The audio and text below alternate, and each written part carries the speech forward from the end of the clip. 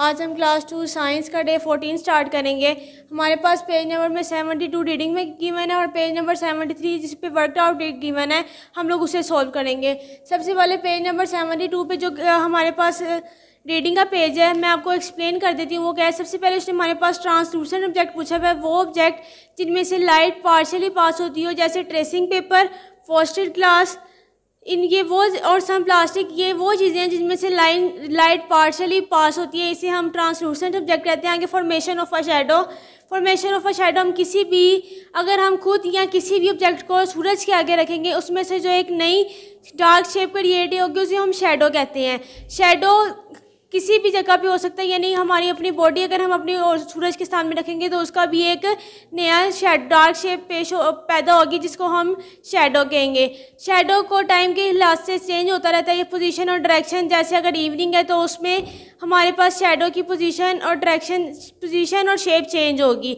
आप लोगों ने पेज नंबर 72 पे रीडिंग करनी है। मैं आप लोग इसका कंसेप्ट क्लियर कर दिया है। अब हमारे पास पेज नंबर 73 पे वर्क इट आउट गिवन है।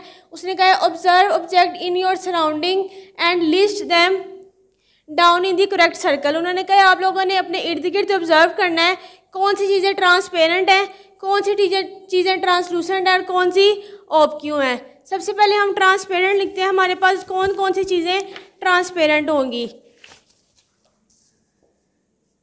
ग्लास,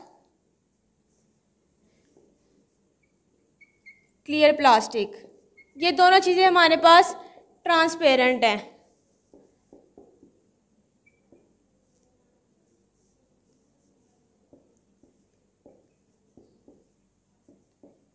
फ्रस्टेड ग्लास,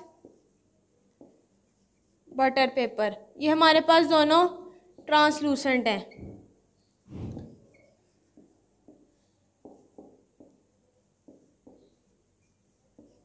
वैक्स पेपर और फ्लैश लाइट, ये दोनों हमारे पास ऑब्क्यू हैं। आप लोगों ने इस पेज की अच्छी तरह याद करना है और प्रैक्टिस करनी है ताकि आप लोगों को इसकी समझ आ जाए।